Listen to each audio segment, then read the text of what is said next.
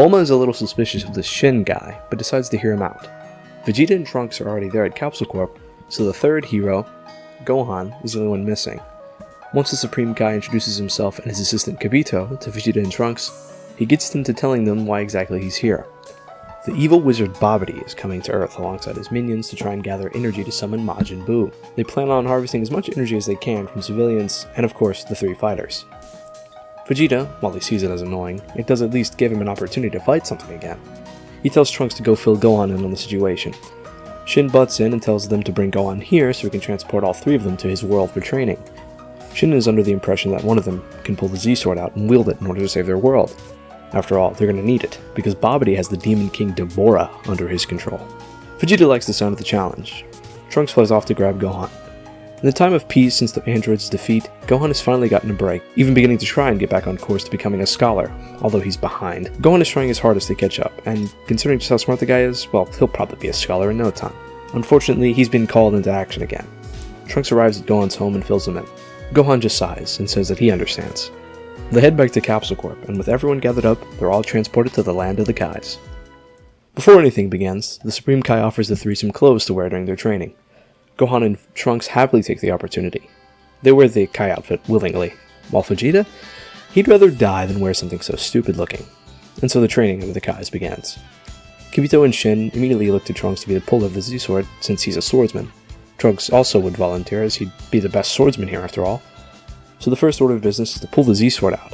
It's a little tough at first, but after turning into a Super Saiyan, just as Gohan did in the original Buu Saga, the Z-Sword is brought out by Trunks. It stuns Kibito and Shin, but it's nothing impressive to Vegeta.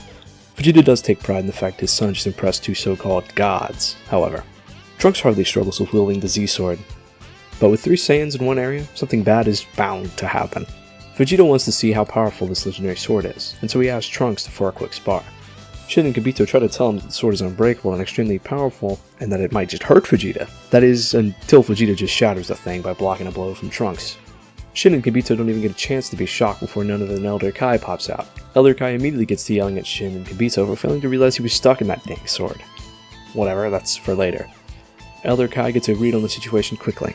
Lets out an old man grunt before closely examining Trunks, and Vegeta, and then Gohan.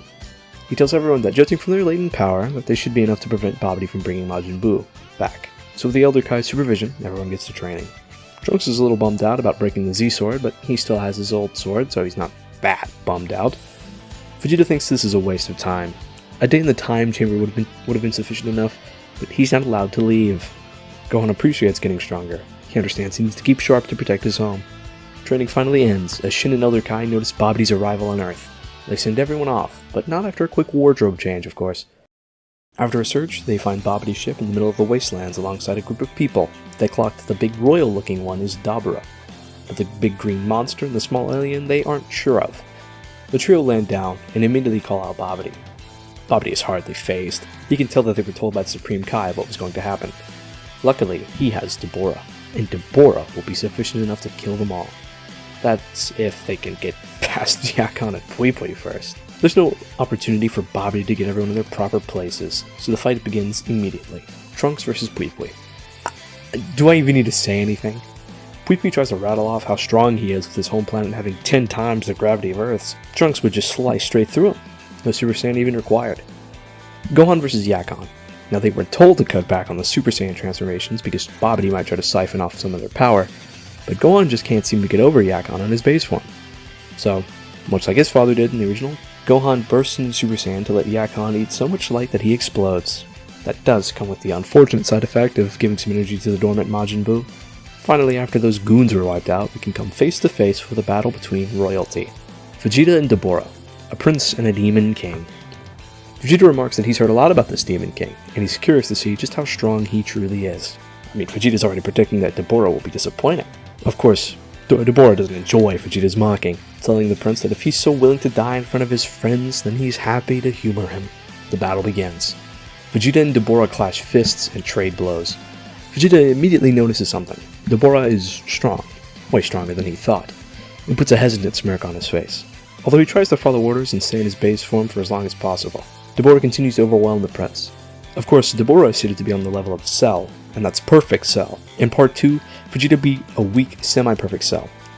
and he hasn't really gotten much. I mean, he's trained pretty hard, but he's still not near perfect Cell level, so it's not looking good for him. I mean, he doesn't even have Super Saiyan 2. Vegeta is pushed to the ropes.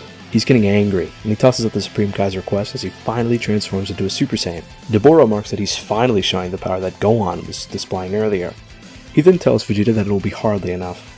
The burst of anger and power grabs Babidi's attention, not only for the energy going to Buu, but also because he can sense some evil in Vegeta's heart. Now, granted, it's probably nowhere near as much as Majin Buu saga, present Vegeta's, or future Vegeta has mellowed out way more, but he's not completely good. You can't really wash out all of Vegeta's evilness, especially since he hasn't redeemed himself in the, final explosion kind of way. Babidi decides that it might be beneficial to try and nab Vegeta for his side. So after Deborah sets Babidi up perfectly by crashing Vegeta into the ground, he enters Vegeta's mind. Vegeta lets out an anguished roar as Babidi tries to get him to submit. Trunks and Gohan pick up on this, and move to step in to stop Babidi, but Deborah blocks them and prevents any intervention. Now, as a reminder, our main character is supposed to be Vegeta in this situation. After all, he is the main character and the main focus of our What If, so while this is a little stupid, I think it's hype moments and aura enough to be forgiven. Babidi awakens Vegeta's latent power, and just as the Majin symbol begins to be etched into Vegeta's head, he resists. Vegeta barks out a laugh. He tells Babidi that he can't control him. He couldn't possibly control him. He's fought way too hard to just throw it all away to live like he used to, or to serve someone like him. However, he turns and he thanks Babidi for what he did. He just gave him his victory. With a brilliant flash of light, Vegeta transforms into the future timeline's first Super Saiyan 2.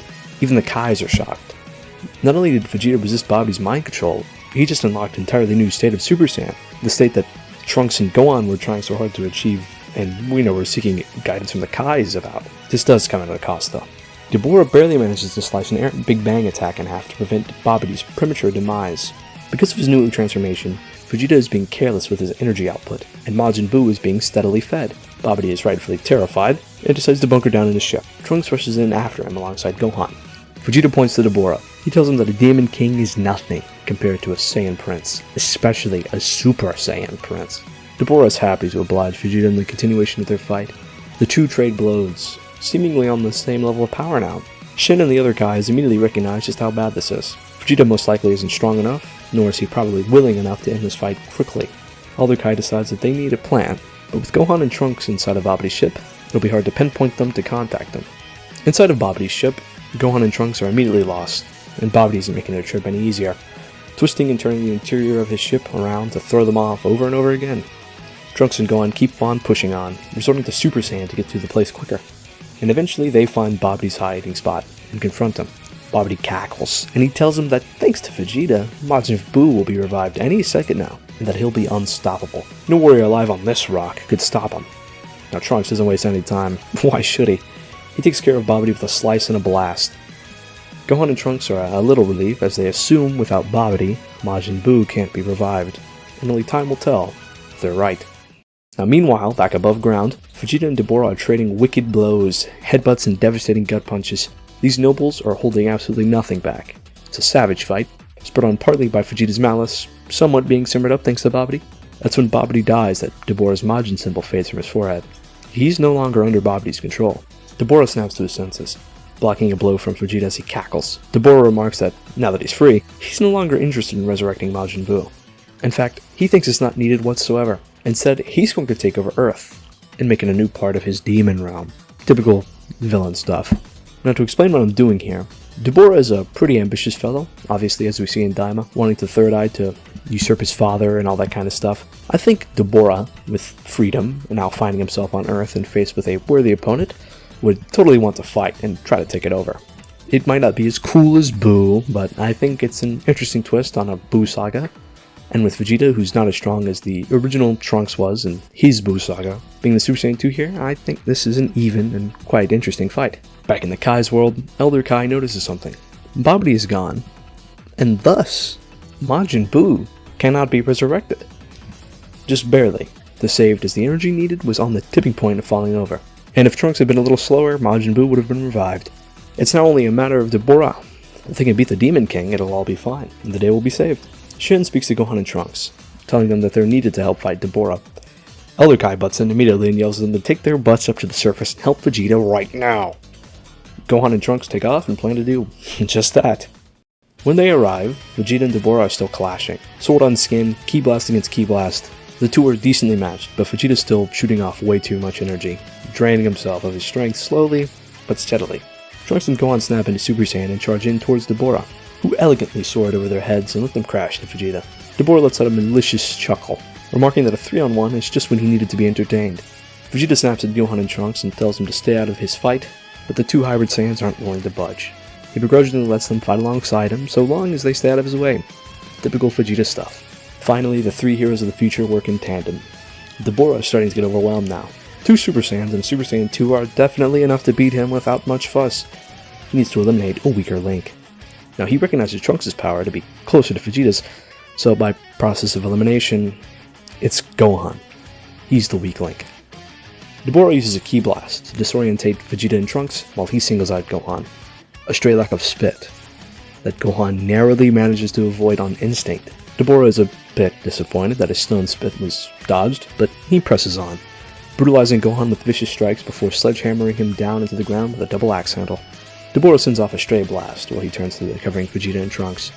The explosion rings out, and as Vegeta and Trunks get their bearings, they see Gohan trembling and seemingly defeated with such ease in a crater on the ground. Trunks is especially enraged, and so he takes the lead with his father picking up the slack. In the Kai's world, Elder Kai correctly identifies the situation as grim, and decides that he'll lend them a gift. He tells Shin to give Gohan his set of Batara earrings, telling Shin to relay the info. Give Elder Kai's Batara to Trunks and Vegeta, and make them put them on separate ears. It's crucial for their victory. Shin does as his elder instructs, and appears on the battlefield. His sudden appearance does take Deborah by surprise, which lets the father and son duo nail him with a few strikes of their own. Shin fills Gohan in. Gohan immediately questions what they do, so the Supreme Kai says that they'll fuse Vegeta and Trunks together. Gohan immediately clocks it. That's a great idea, and it'll be a devastating power boost, he can tell. So he thanks Shin and tells him to get out of here before he might die, and of course the Supreme Kai skedaddles. Gohan waits for an opening. Vegeta and Trunks are being pushed back, then Deborah is, and then Vegeta and Trunks, and Deborah, it's a back and forth. But there's still no chance. It's until Deborah catches Vegeta with a point-blank evil impulse, that's the thing he did to Kibito, and sends Vegeta flying that Gohan spots his chance. Trunks goes to his father's side. It was a perfect opportunity. Gohan yells out to Vegeta and Trunks to catch. They both catch an earring. Now Deborah isn't sure what they're doing and he goes to stop them. Vegeta yells out to Gohan and asks him what the hell he's doing and what the earrings are supposed to do. And Gohan yells back to him to put them on as soon as possible. Vegeta tacks on one of the Batara to his left ear before going in for a strike. Trunks flips it on the same ear as Vegeta, so no fusion happens. Now Gohan immediately picks up what's wrong and he yells at them again. The other ear! They have to put it on opposite ears! Now Vegeta lets out an agitated growl as he swaps earrings around. Finally. Much to their shock and some horror on Vegeta's part, the father and son soar towards one another as a great explosion of blue and purple light erupts amidst their converging point. The light and spectacle conclude with a resounding burst of power. Now floating in the air was an entirely new warrior. Deborah frowns, commenting that it's some kind of fusion technique it looks like. What a coward's play. The fusion replies by delivering a vicious, gut-wrenching kick to Deborah's midsection, following it up with a twirl to send the demon straight into the ground. The Vegeta touches down and sticks a single thumb out to point towards himself. His name is Vegeta, and he's the protector of this planet. His multicolored hair changes to a pure white before bursting to a sharp golden color. It's time for Super Vegeta to put the Demon King in his place. Gohan and the Kais marvel in the power coming from the fusion.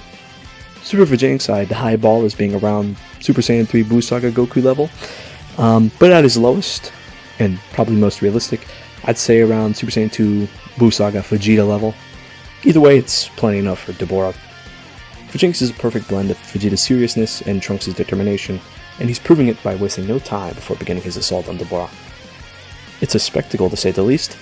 Super Vegeta and Deborah are throwing hands the likes of which have never been seen in the future. Their clashes send shockwaves across the wasteland. Of course, Vegeta isn't really threatened by Deborah, nor is he, worried at all. He's just getting accustomed to his power, and once he gets a good feel for how much power he's got in him, it's a complete wash. Deborah is thrashed by Vegeta and before being thrown like a rag doll from a devastating kick. Vegeta floats above the reeling Demon King. The Fusion's hands extend out, flurrying around in a mishmash of arm movements before pointing them out like you would a burning attack. But then he draws his hands back and on top of one another, like a Gallic gun. A reddish pink and crackling aura surrounds them as they call the name of their attack. The burning Gallic gun erupts from their hands as they send it down into Deborah. Deborah is instantly vaporized by the attack, no use beating around the bush. Vegeta touches down on the ground as a smirk comes up on his face. The Kais, Kibito and Shin, appear as they come to celebrate and admire the fusion up close. Elder Kai, well, he's not too interested in revelry, especially considering there aren't many hot women on Earth these days. Gohan also joins the celebration, of course. Vegeta and Trunks eventually split, surprising Elder Kai off in the land of the Kais, as he was under the impression the Potara earrings were a permanent fusion. Vegeta is in shambles, of course. He's letting out an anguished scream of embarrassment. He hated that, not only because it robbed him of a victory he was sure he could earn alongside his son, but also because it was ridiculous. Wearing earrings, fusing, seriously? He angrily throws his earring back at Gohan, yelling at him to keep it. He's never going to use that again.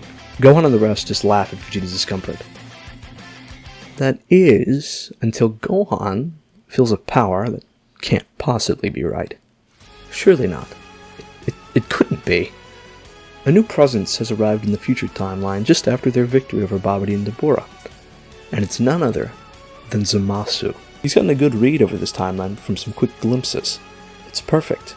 And now he has the opportunity to wipe out the Kais of this timeline's Universe 7, and it's handed to him on a silver platter. His luck truly has turned. He wastes no time as he flies at the Kais with speed that nobody in the future timeline could possibly perceive. This Zamasu has the body of a much stronger present Goku after all. With 2 quick stabs, the light in Kibito and Shin's eyes fades in front of the 3 heroes of Earth.